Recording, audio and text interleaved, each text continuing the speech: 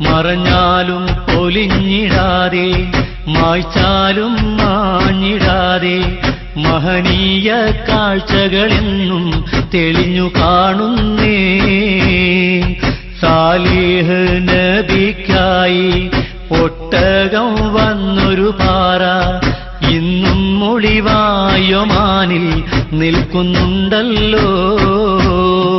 മറഞ്ഞാലും പൊലിഞ്ഞിടാതെ മായ്ച്ചാലും മാഞ്ഞിടാതെ മഹനീയ കാഴ്ചകളെന്നും തെളിഞ്ഞു കാണുന്നേ.